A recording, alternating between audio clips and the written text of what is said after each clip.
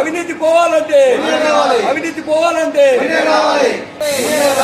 న్యాయం జరగాలంటే గుర్తుకే గుర్తుకే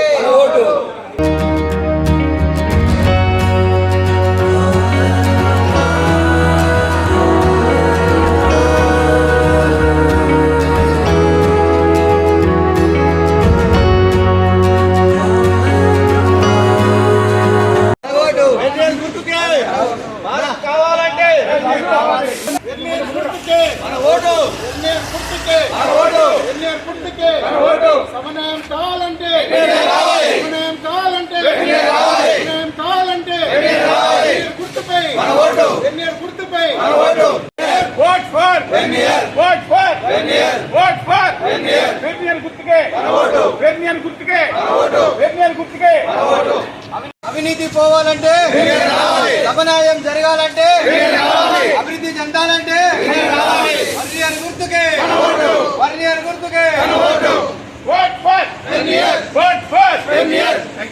ఏమైనా మా తోటి పారిశ్రామిక మిత్రులకు కప్రా చిన్నతర సూక్ష్మ పరిశ్రమల యజమానుల సమస్య మా మిత్రులకు అందరూ కోరుకునేది ఏదంటే గత పాలకులు సమన్వయం జరుగుతలేదు కాబట్టి దానికొచ్చి నేను సమన్వయం చేస్తానికి నా వంతు కృషి చేస్తానని పట్టుదలతోటి ఈ అసోసియేషన్లకు ఇంతకుముందు కూడా వైస్ ప్రెసిడెంట్గా చేసిన అదే పద్ధతిలో ఇంకా ప్రెసిడెంట్ పోర్ట్ చేసి సమన్వయం జరగాలని చిన్న చిన్న కంపెనీలకు చిన్న చిన్న షెడ్లు కావాలని ఈ ప్రోద్బలంతో ముందుకు వచ్చినాము.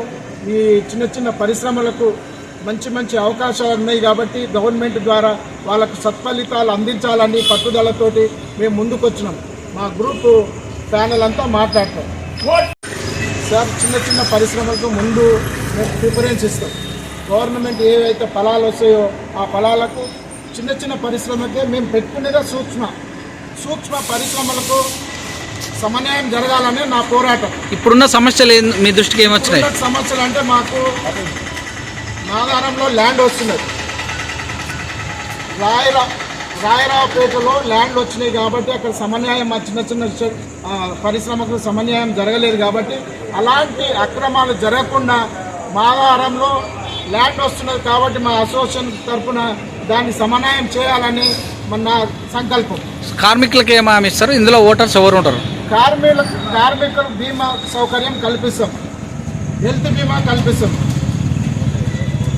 ఎంతమంది ఓటర్లు మొత్తం? ఓటర్లు దగ్గర మనకు 2000 మంది ఉన్నారు కానీ అలా రెన్యువల్ చేసుకున్న ఒక 1200 మెంబర్స్ ఉంటారు. ఓకే, అందరు కలిసారా? అందరు కలిసి. ఏం చెప్తున్నారు వాళ్ళకు? వాళ్ళందరూ కలిసినాము, నాకైతే న్యాయం జరుగుతుంది, ఇన్ని రోజులు పాలకులు అన్యాయం చేశారు, ఇప్పుడు మీకు న్యాయం జరుగుతుందనే మాకు కృషితోటి సంకల్పంతో ముందుకు వెళ్తున్నాం. ఎప్పుడు ఎలక్షన్స్? 12 తారీఖు సెప్టెంబర్ 2024 నెక్స్ట్ గురువారం. ఓటర్ మహాశయులకు ఒక్కటే కోరుకుంటున్నా, తోటి పారిశ్రామిక మిత్రులకు ఒకటే కోరుకుంటున్నా, ఒకవేళ నా ప్యానెల్ వచ్చిందనుకో మీ అందరికి సమన్వయం చేస్తానని, నేను అందరికీ చిన్న చిన్న ప్లాట్ ఇప్పిస్తానని నా కృషి సంకల్పం చేస్తానని నేను పట్టుదలతో అందరికీ మనవి చేస్తున్నాను. అందరు తీసుకున్న తర్వాతనే మేము మా ప్యానెల్ తీసుకుంటామని దాన్ని కూడా మేము కట్టుబడి ఉన్నాం. మేము ఈ ప్లాట్లు కూడా అందరికి అయిపోయిన తర్వాత కూడా మేము తీసుకోకుండా పర్వాలేదు కానీ ఈ పట్టుదలతో అసోసియేషన్ కృషి చేస్తానని మనవి చేస్తున్నాం. మీ ప్యానెల్లో ఎవరో నిలబడతారు? ఇంకా నా ప్యానెల్ వచ్చేసి నేను ప్రెసిడెంట్ అభ్యర్థిని డి యాదయ్య ఇండస్ట్రీస్, ఉపాధ్యక్షుడు టి మోహన్ సిద్ధు, ప్రధాన కార్యదర్శి కె విద్యాసాగర్, కోశాధికారి వచ్చేసి కె దామోదర్చారి, జాయింట్ సెక్రటరీ వచ్చేసి కె హీరాలాల్, ఆర్గనైజింగ్ సెక్రటరీ వచ్చేసి ఆర్ రాజేశ్వర్ రెడ్డి. సో కేంద్ర ప్రభుత్వం కానీ రాష్ట్ర ప్రభుత్వాలు కానీ నిధులు బాగానే ఇస్తున్నాయి చిన్న పరిశ్రమలకు అంటారు, మరి వాటి విషయంలో మీరు ఎలా ఉంటారు?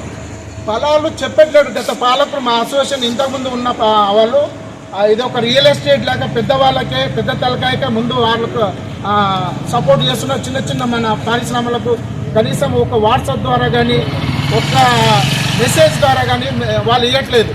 దీంట్లో ఎవరు డబ్బులు ఇస్తారో ఈస్ట్కి ఒక రేటు, దీనికి 2 లక్షలు ఇచ్చే ముందు ఇచ్చేసే, దీనికి సౌత్ అండ్ నార్త్ అండ్ ఇట్లా దీని ప్రకారం వాళ్ళు చేస్తున్నారు కాబట్టి అట్లాంటి అక్రమాలు జరగొద్దని నేను పట్టుదలతోటి ముందుకు వచ్చినాను. నా పేరు విద్యాసాగర్. నేను 2004 నుంచి ఈ అసోసియేషన్లో సభ్యుడిని. ఈ అసోసియేషన్కి ఫౌండర్ని.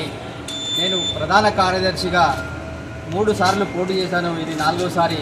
దయచేసి ఒక్కసారి అవకాశం ఇవ్వండి, మా పనితనాన్ని మేము నిరూపించుకుంటాం. నేర్లకంటి శ్రీనివాస్ అనే వ్యక్తి 3 సార్లు కూడా పోటీ చేసి అసోసియేషన్లో పనిచేశాడు.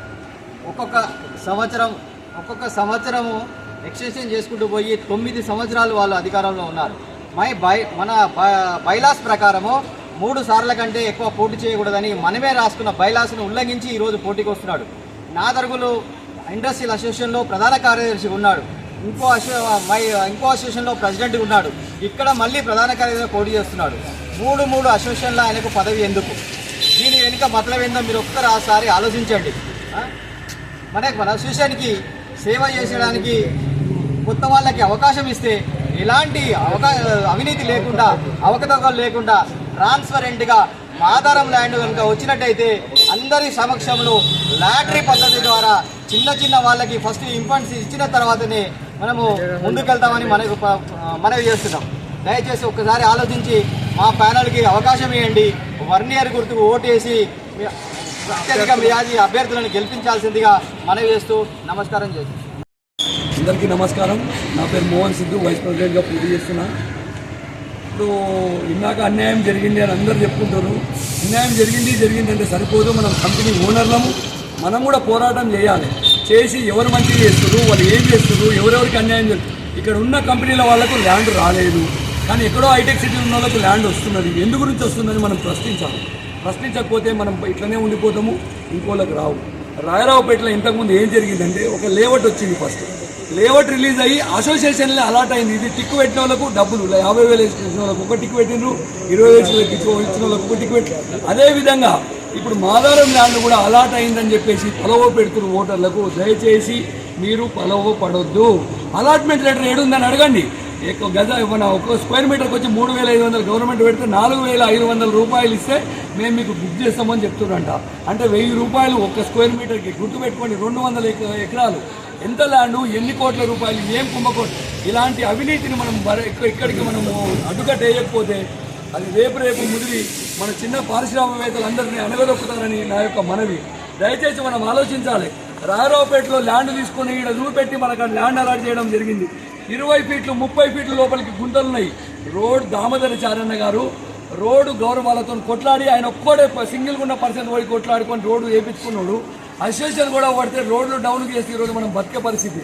ఒక్కొక్కరు 5 లక్షలు 8 లక్షలు పెట్టి మట్టి ఓపించుకోవాలి. షెడ్ ఎప్పుడు వేసుకోవాలి, మనం ఎప్పుడు కట్టుకోవాలి. మీరు దయచేసి దీన్ని ఆలోచించాలని నా యొక్క మనవి.